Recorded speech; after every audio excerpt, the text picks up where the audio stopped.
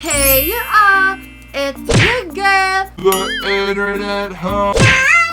and for today's video, mga curls, it's gonna be a special one, mga curls, kasi even though 2020 sucked, the year might have sucked, pero may mga makeup products na super nakakashikip, na mas naging mashikip tayo like 2021, ganun. Ayan nga, mga curls, I have some concealers, some eyeliners, some lip tint, and also, mga curls, this video will be mostly makeup. There are some skincare here, but if you want a best of 2020 skincare edition, I do have a video. I'll be linking it down below. That one is solely for skincare, pero in this video, may skincare and also may mga makeup din akong isasama. Speaking of makeup, mga curls, in this video, there will also be a sprinkle of international products and also local products. Para I also want to incorporate luxury and also international brands sa mga videos. Para naman if you want to splurge on a product or if you want to try something expensive, I'll try it for you, mga curls, para hindi na rin kayo gumastos just in case kung hindi maganda, diba? So ayan nga, mga curls, so titingnan natin kung ano yung mga nakakashikip na mga makeup products noong 2020. And of course, mga curls, in case you're new to this channel, don't forget to subscribe down below, hit that bell notification icon so you're always notified. And lastly, mga curls, I'll be linking all my social media links over here.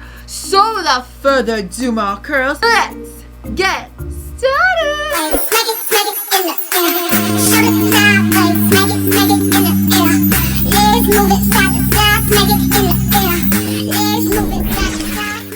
Alright, mga curls, I have all the products in front of me here, and in case if you're curious, mga curls, you guys are interested in this top, yung parang uso ngayon, yung parang malazara na crop na jacket or hoodie, I don't know what it's called. I'll be linking it down below. May nahanap ako, super mura lang, and then it has beige colors, and daming colors, and then I paired it with a bra, so this one is super mura. It's just like 55 pesos, in case if you guys are interested in my top. Not my top, just the one that I'm wearing, not the one that I'm riding. I'll be linking it down below. Oh my gosh, nakakaloka. Ang lakas makaluwag no. Alright, mga curls, so I have a lot of products in front of me here. I don't actually know where to start. Alam niyo, mga curls, I want to start off first with a hair product since I have brand new hair for this year. And since my hair is dyed and bleached, I don't always wash my hair, so I always use dry shampoo. Pansin ko din, the dirtier your hair is if you're blonde, the better it looks. Like, I haven't washed my hair. Like, I haven't washed my hair today. I just used dry shampoo. And this is one that I would recommend. One of my favorites ever since I had dyed hair. This is Fresh and Floral Dry Shampoo. Like, literally, even yung mga hair experts, they recommend Dove. Kasi diba ngayon, mga ibang shampoos nakaka-hair fall. This is one of the dry shampoos they recommend, so it's safe to use. And yung mga curls, I've been using Dove dry shampoo ever since 2015. Like, for the longest time. Even when I had black hair. Kasi there are times na pag nagmamadali ako, I just put dry shampoo and then I head out the door. I highly recommend Dove Fresh and Floral Shampoo. Ang lakas maka-fresh, ang bango, tapos it gives volume to your hair and also texture in your hair.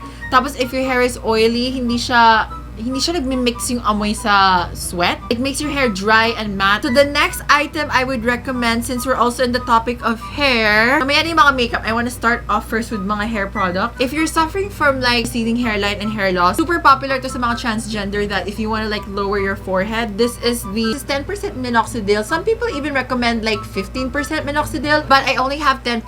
Other product I would recommend if you also suffer from receding hairline is yung The Ordinary Hair Care. Lately, mga girls, I've been using Minoxidil, and you can see right now I have baby hairs over here. So if you guys are like suffering from receding hairline, and also if you want a more softer forehead, like you want a more feminine forehead, if you have a square forehead, I highly recommend Minoxidil 10%. It actually works. At first, I was scared to try this. So the name sounds super intimidating, pero it actually works. Alright, so next product we have, let's start sa face. I have some face products here that I really adored no 2020. For the first product I have here, this is the Luxe Organics Ultimate Defense Tinted Sunscreen. This is in the shade tan, so if you're like my skin color, so this is definitely the tinted sunscreen you'll need. It really matches my skin. If there's a time that I can go out in the morning and wear makeup, I would definitely wear this. What I really like about Luxe Organics Ultimate Defense Tinted Sunscreen, it feels like a serum and it has coverage. It almost feels like the ordinary serum foundation, but it does not oxidize. Medium to full coverage, and it almost feels like the Dior Backstage foundation. So the next items I have here, these are setting powders. The first setting powder I have here that's my favorite, this is the Dr. Sensitive All Day No Sebum Blur Powder.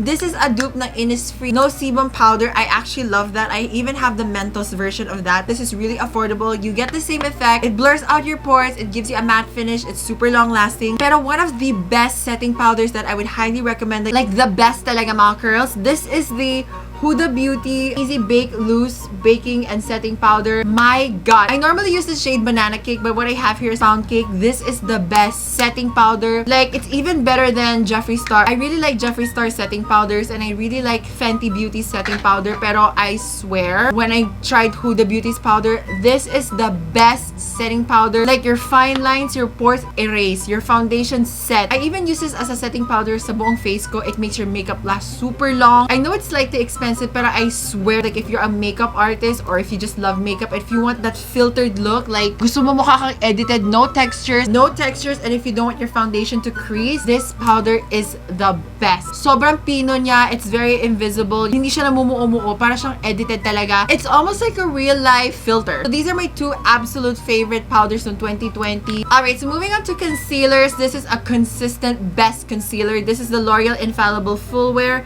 I used to use the shade Almond, but it's kind of yellow on me. I use the shade Amber nowadays. Slightly golden, pero it's lighter than my under eyes. So, ayun, I've been using it right now. At least it's not that yellow anymore because I keep seeing comments that my under eyes is like super The Simpsons yellow. So, I totally get it. So, I use the shade Amber. This is full coverage, super long lasting, blends like a dream, and it sets like a dream. And it works with setting powders absolutely beautiful. Like, this is one of the best concealers. Second option I have here, this is the JCat Stay Assurance Concealer. I use the shade Soft Tan. Remember Tati said she doesn't like this, pero it's actually nice. It's super full coverage. It blends so nicely, especially if you have very crepey under eyes. Hindi siya gano'n ka-drying. Hindi siya gano'n kabilis mag-set. You have a lot of time to blend the concealer. I highly recommend this. Since we're on the face small curls, I have some blushes and bronzers that I would highly recommend. Sa blushes naman, my favorite last year, no 2020. Number one talaga is the Detail Velvet Flush. This is in the shade Lucas. This is my pinaka-favorite shade, Lucas. I absolutely love this shade. It's my favorite. I'm even using it right now, and also on my lids, I'm using Lucas. Also, one of my favorite blushes, which you guys are gonna be shocked, though I like it on top of makeup because it lasts long on top of makeup, pero on bare skin, it doesn't last long. Alam niyo mga girls, hindi pa rin ako makapaniwala this product was launched in 2020. The Blk Multipods, can you believe it? This was released in 2020. I actually really enjoyed the Blk Cosmetics Multipods. I love the shade Room Service. It's my favorite. I normally use this on top of makeup kasi on bare skin, it doesn't last long. Pero on top of makeup, it looks absolutely gorgeous. We're still on blushes. I have a couple here that's my favorite. Next, I have here, this is the Izzy & Co in the shade Scandal. Alam nyo, maganda sana to, pero ang ayoko lang dito, ang tigas. Baklo, tigas.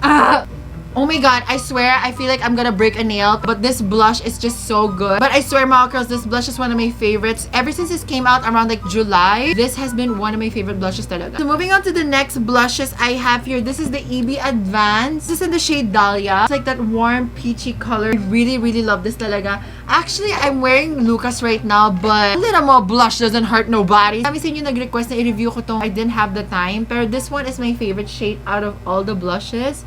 It's very sheer, hindi siya ganun ka-pigmented, which I like for a blush. At least it's buildable. Hindi ka magugulat na parang mukha ka sinampal. Hindi ka magmumukhang Pikachu agad, ganun. This is in the shade Dahlia. Super ganda, super affordable, and it's so tiny. Then the next blush I also highly recommend. This is Happy Skin Generation Happy On The Go Blush, Longwear Cream Blush. This is in the shade Pink Fizz.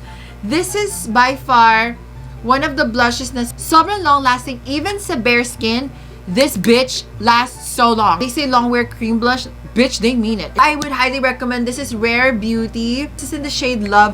Sobrang pigmented neto, but it's easy to blend. I really, really like this. If there's also one thing that I really love sa Rare Beauty is their blushes. It's really nice. Like a cream to powder finish, but it's very pigmented. When it comes to highlighters, of course, I've only tried one shade. Gagawa pa rin ako ng review neto. This is the COLOURETTE Shimmer Tints. This is in the shade Yellow Diamonds. I highly recommend this one. I'm actually gonna do a comparison video on COLOURETTE Shimmer Tints versus yung Sunny's Face Glass kasi I haven't tried the face glass. I've just opened it and looked at it pero hindi ko pa siya na-try. So I'm gonna do a comparison video of Shimmer Tints and face gloss, and also I have all the shades ng face gloss. So I'm gonna make a review na rin ng shimmer tints and face gloss in one video. So abangan niyo yung mga curls. Alam niyo mga curls, fun fact, I had the original shimmer tint before, mga way back 2019, nung bago pa lang yun 2019. Mas maganda talaga yung ngayon. Yung packaging and hindi siya namumuo-muo. More glowy and brighter compared to the older one. I prefer this one. Really love the Step Up Colorette. This is really good. So since we're in the topic of face, collect ako ng mga bronzers nung 2020 and I wasn't able to make a video ng bronzers, which I promised, but a bitch got busy. Best bronzers that I would highly recommend if you're looking for bronzers talaga. I love, this is the Anastasia Beverly Hills bronzer. This is in the shade Cappuccino. And then I have here, I also love, this is Too Faced Chocolate Soleil bronzer. This is in dark chocolate. Alright mga girls, so let's move on to the eyes. So here are my favorite makeup products when it comes to eyeliner, eyebrows, mascara. My favorite eyeliner I have here, this is the Ready Set Glow Badass Liquid Liner. This one's really good. Super waterproof niya. It doesn't bleed and it's really black, like super black. Look at that, it's like super black, because it doesn't bleed and it's like waterproof and it lasts so long. Longer than your relationship, ganon. Yung tipo kahit iiyak ka girl, kakapit pa rin siya. Speaking of liquid liner, this one I just got. This is the K Palette One Day Tattoo Eyeliner. Lately, I haven't been using black eyeliner. I just have been using brown eyeliner. So this is what it looks like. Ayan siya. It's just brown. Ganyan siya, pero sobrang waterproof. Like, I swear, kakapit siya ng bonggang-bongga. It's gonna stay na para siyang at hindi na pangangailangan niya sa'yo, gano'n. They have a black version of this and they have a brown version. I also enjoyed the black version, pero it just so happens I don't use black eyeliner that much anymore. I just use brown kasi I like to go for a softer look. Oh my god, who is she? I don't want it to be too harsh. I just want to keep everything soft. Then I have some eyebrow products that I really enjoyed. I know mga girls, it's not Miniso. I know you guys are sick and tired of it, and so am I. Alright, so my favorite eyebrow products I really enjoy. Yung mga shade na to, these are in the shade black. Actually, for my hair color, I can wear a dark brown eyebrow or black eyebrow kasi my roots is still dark. Pero lately, I prefer a dark brown eyebrow. But I'll still give you options if you have black hair. I just want to also put it out there, even though if I'm blonde, I'll still continue to look for products that will work on black hair because I'm still a loyal black hair girl. For the first eyebrow pencil I have here, this is the super fine liner ng Detail Cosmetics. This is super thin and it's super pigmented. I can't find the shade, basta ito yung pinaka-dark. So this is what it looks like. It really works on black hair and you can make tiny strokes. It lasts long. Next, I would highly recommend, this is the Sageness. This is the Sageness Eyebrow. I got this when I had black hair pa. This is only literally like 70 or 80 pesos. Super pigmented niya, tapos super skinny. I do have other shades as well. Since I'm blonde right now, I might as well get a lighter shade. On black hair, it looks perfect kasi it's like gray and it's like light, so it doesn't make you look like magmumukhang bruha, ganon. So I'm probably gonna get a dark brown shade since my hair is blonde now, but this is super cheap. Ang dami sa inyo mga girls bumili na ito. It's so good. I highly recommend this. Then the next product I have here, I've been using clear brow gels. I have two favorite clear brow gels. Number one, I have here, this is the Anastasia Beverly Hills Clear Brow Gel if you're a bougie bitch. I have an alternative. It's not exactly like ABH, pero if I'm looking for a natural, I want to set my brows naturally, I have here, this is the Izzy & Co. Brow Refiner in the shade Clear. It feels like Glossier's Boy Brow, pero even better. Yung Boy Brow, it feels too balmy and it feels like it's gonna melt sa weather natin. This one, medyo nagsiset pa to. Especially our weather is very humid. I would highly recommend this. Then next I have, then this is my absolute favorite mascara of all time. I got this around like June. I still use it up until this day. It's January already. This is the Maybelline Falsies Lash Lift. I know meron nga silang bagong mascara, yung Sky High ba yun? Yung Maybelline Sky High. Color pink yung packaging. I wanna try that so bad. So Maybelline, baka naman, if you guys are watching, gusto ko din matry yun kasi I love your mascara. This is the best mascara of 2020. To the point, mga girls, wala akong ma-recommend na ibang mascara because this is the best. So moving on to the next products, I have here setting spray and primers. So primers naman, mga girls, these are international brands in case if you want to try it. I highly recommend, this is Rare Beauty's Illuminating Primer. It's gonna really illuminate your face.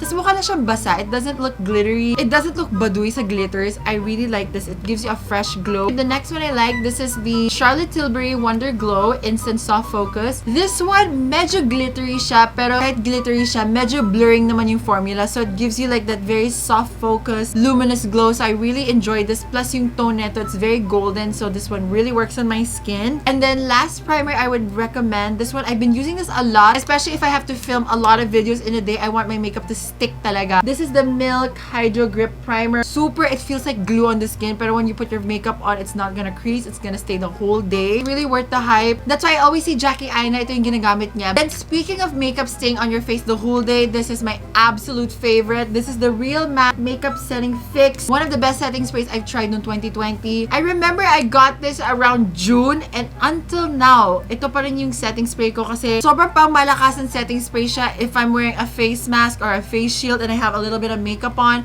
I'll always use this para kumapit yung makeup. Para like literally, you're gonna stay shumikep the whole day. Alright mga girls, so before we move on to the lips naman, kasi super daming lipstick. Alam niyo mga girls, ironically, kahit naka-face mask tayo throughout the year of 2020, ang dami ko pa rin masuggest na lipstick. And can I just say, all the misogynists out there has the audacity to say that we wear makeup for them. I hate to break it to you, but like, bitch, we wear makeup for ourselves, okay? It's a form of self-care. In the midst of a pandemic, bitch, I'm still buying my lipstick. So, ayan nga mga girls. So, before we move on to the lipstick and some more skincare products, always don't forget to use the hashtag JohnnyMadeMeBuyThis for any of your purchases when it comes to makeup, some items that you've seen on my Instagram stories or Instagram, like, girl, tag me. I'm gonna give you a retweet on Twitter, and I'm gonna give you a mention on my Instagram stories. Alrighty mga girls. So, let's move on to the lipsticks. And let me just roll off my sleeves kasi medyo marami-rami ito mga girls. The first product I would recommend, of course, COLOURETTE COLOURTINT. I don't have it here, but if you guys are interested in watching, if you want a swatch video ng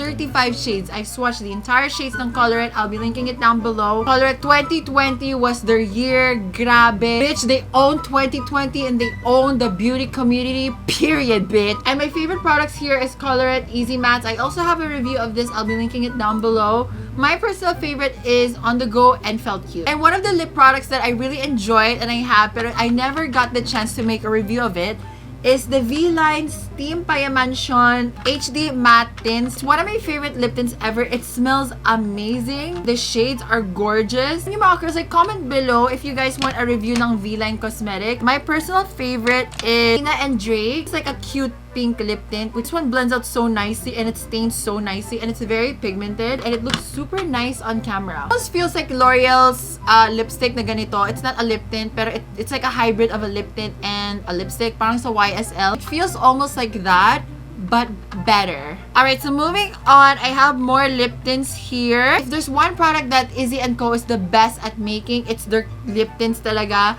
I am the biggest fan of Izzy & Co's cream tints. My favorite shades are, so these are my favorite shades sa Izzy & Co. This is Desert Rose, this is Mood, and then this is Soft Berry. They blend out so nicely. It smells amazing. Super pigmented pa niyan. And it gives you like a very fresh Korean sheer look. Like, I really love it and it really works well with dark lips. And moving on, of course, this is the best lip tint of 2020. This is the BLK Cosmetics lip tint. This is in the shade Wondermelon. And then this is in the shade Cocoa. If you're a guy, I highly recommend the shade Cocoa. But this one is the best talaga. Like, alam niyo mga girls, I'm not even exaggerating. I haven't seen a lip tint na ganitong color. Like, it's the perfect depth. It has that perfect tone. It works on dark lips. It gives you that gradient effect without you even trying. And I swear, when this first came out, like literally in just 2 days na sold out nyo. And until now, actually, it's January, nasa vanity ko pa to kasi I really like this talaga. So this is in the shade Wondermelon. And then this is in the shade Cocoa. I really, really love these shades. So one of my favorite products in 2020 as well, I have here, this is the Spotlight Cosmetics Rising Star Lip and Cheek Paint.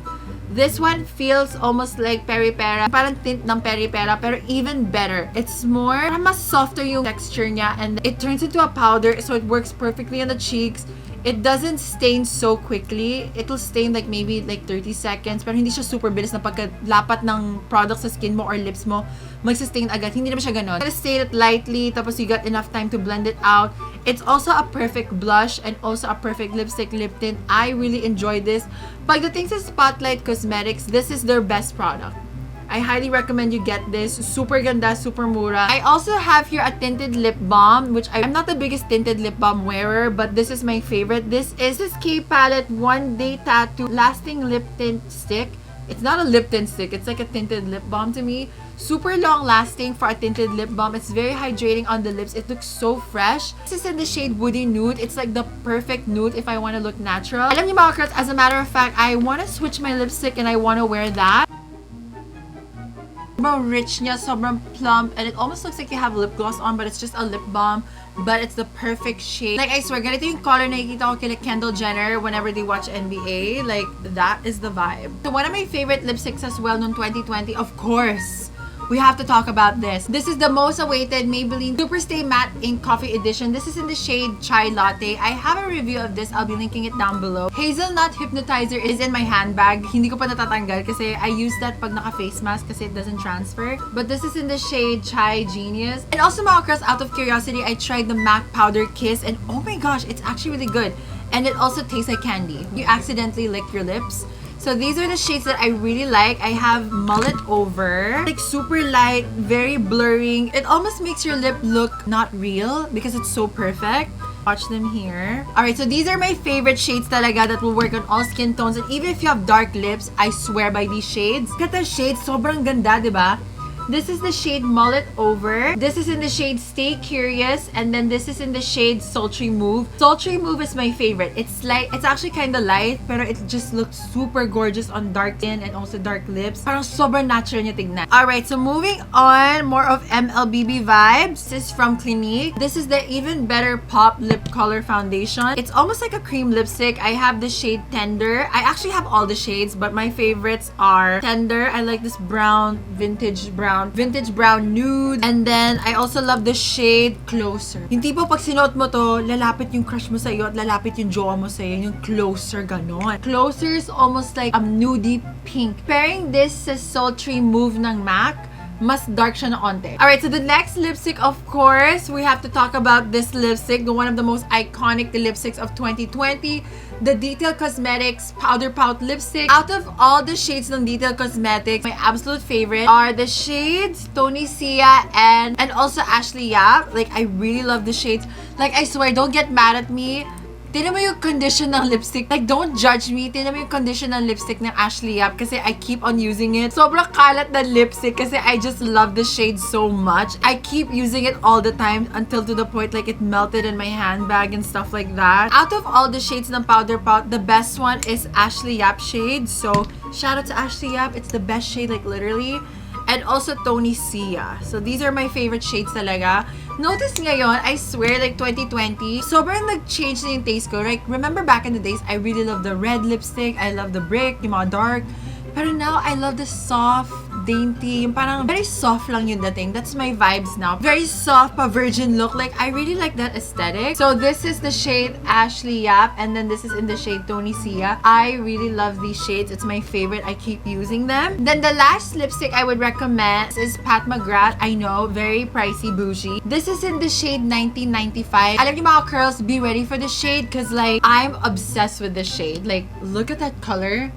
Oh my god. Tapos the formulation ng Pat McGrath is like super pigmented, super light and long lasting. I swear, it's even better than Charlotte Tilbury's lipstick. Like, look at that color. Mukha siya light, pero on my lips, it almost looks like a nude. Tapos, ang napansin ko lang din sa Pat McGrath lipstick, it gets darker. If you're like lighter or darker, the shade is still gonna work on you kasi nag-oxidize siya for some reason. Pero hindi siya nag-oxidize na nagsusuper dark siya. Parang bumabagay siya sa lips mo, bumabagay siya sa skin color mo. Alright mga girls, so moving on to the skincare products. Actually, I have a dedicated video ng best of 2020 skincare products. I'll be linking it down below kasi ang dami nun. So, most of the products that I liked in 2020 na-mention ka naman doon. Pero I wanna add some more kasi noong December, na-try ko to mga to. I wanna start off first with the Luxe Organics Aqua Lock line. Alam niyo mga girls, I'm gonna make a dedicated review neto, so abangan nyo yan. But if there's one thing I can just say, mark my words, this is gonna be the product of summer. And also mga girls, shockingly, I have one product here that's a Rejuve, which you know I hate Rejuve. Which abangan nyo mga girls, I'll be having a review of this soon. This is the Hello Glow Advanced Rejuvenating Set. One thing I like about this, it's hydrating, it's walang peeling, hindi siya mahapdi sa skin, it repairs the skin, and it will give you the same effects ng Rejuve without you actually burning your skin. Abangan nyo mga girls yung review ng Hello Glow Advanced Rejuvenating Set. I'll be linking it down below once it's up. And then of course, lastly, I have here, this is the brand new Luxe Organic Cica Soothing Gel. I've been using this since December and now it's 2021. And what I really like about this is may spatula na siya. So I was like, wait, what? If you have acne prone skin and if you have really oily skin, you're gonna love this. I swear. This is gonna be your holy grail, especially lagi tayo nagpa-face mask. This is the best. I notice my skin is less inflamed, especially in my nose area here. I tend to get less breakouts here. And lately, I've been wearing makeup all the time. I haven't been breaking out. Alright mga girls, so that concludes our video of the best of 2020. What do you guys think? Like, comment down below which of the items you have here nung 2020. And also, which of the items here are you most likely gonna get? I swear, I can't believe that it's a new year na. Like, sa totoo lang, kahit naka-face mask tayo, naka-face shield, it's not gonna stop me from buying makeup. Kasi if there's one thing that kept me sane nung 2020, it's makeup. Like, whenever I feel lonely and I feel anxious, I put makeup on. Yun. So, sa mga sexists dyan who's saying like, oh, you guys just wear makeup for men. We wear makeup for self-care, bitch. And of course, mga girls, I hope you found this video interesting and helpful. Don't forget to like, comment, and subscribe down below. And of course, small curls, very important is to stay shumikep.